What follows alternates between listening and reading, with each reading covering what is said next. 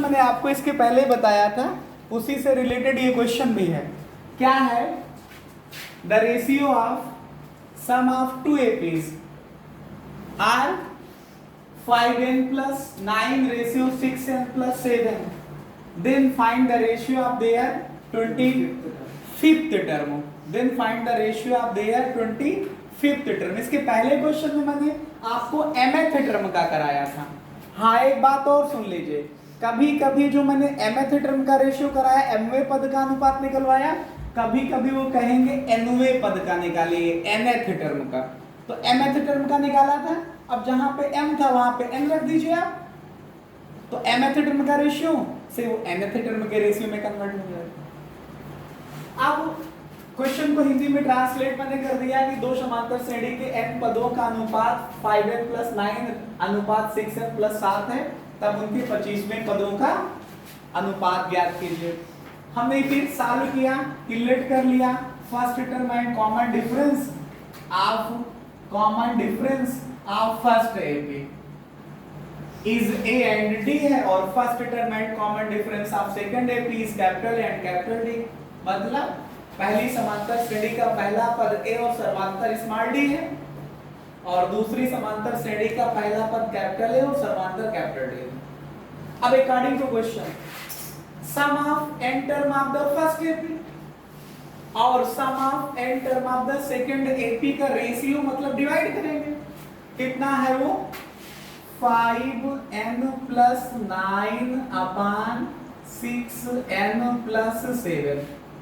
इसी को मैंने हिंदी में लिख दिया था कि प्रथम समांतर श्रेणी के n पदों का योग, नीचे लिखा है द्वितीय समांतर श्रेणी के n पदों का योग। बस हिंदी इंग्लिश इतनी रही, बाकी अब मैथमेटिक्स हो।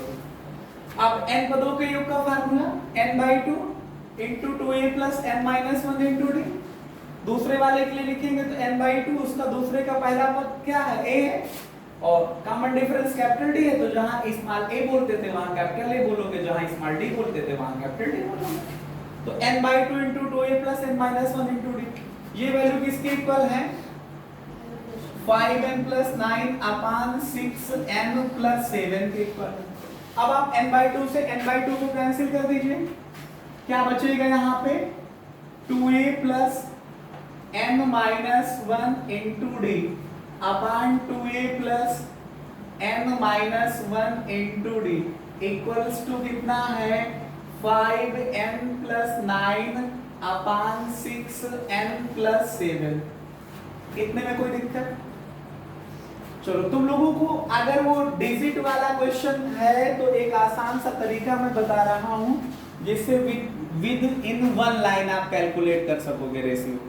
देखिए कैसे, आप बताइए कौन से टर्म का रेशियो चाहिए 25 में? 25 में का मतलब a प्लस का 24d चाहिए ना, बोलो a प्लस का 24d चाहिए ना। तो अगर 2a है तो 48d चाहिए, अगर a है तो a प्लस का 34d चाहिए, तो 2a के साथ कितना होगा फिर 48d चाहिए।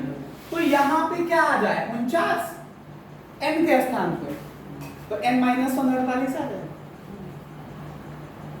बोलिए, समझिए बात को, ये 2a plus n minus 1 into D है, इसको कन्वर्ट करना है 24वें टर्म में, तो चाहिए क्या 25वें टर्म में कन्वर्ट करना, तो चाहिए क्या a प्लस का 24d। तो अगर 2a लिखा है तो 48d ले आओ, फिर दो कॉमन लेके कैंसिल कर लिया जाएगा।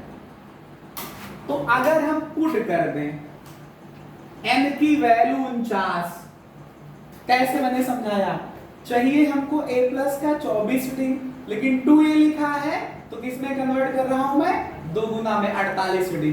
तो 48d कब आएगा, जब यहाँ 49 माइनस 1 तो 48 आएगा।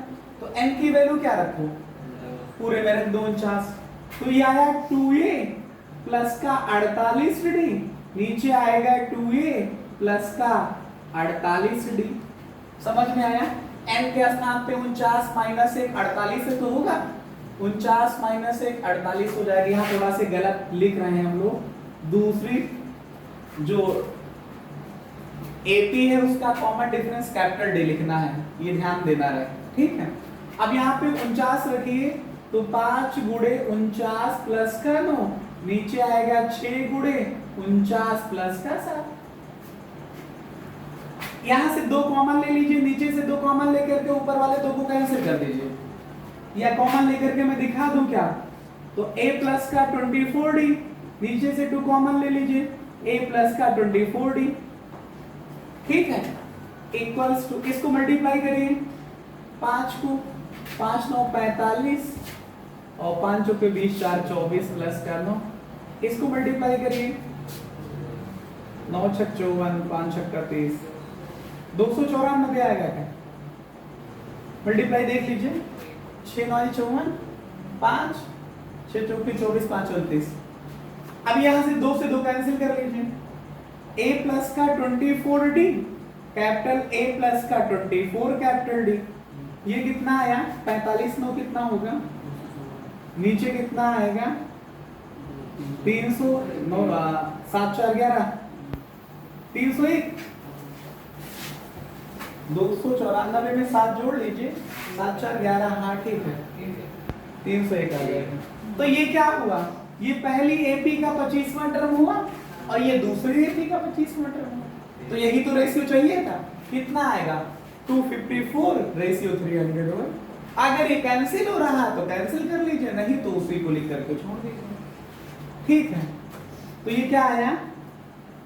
बोलो, पहली एपी का 25वां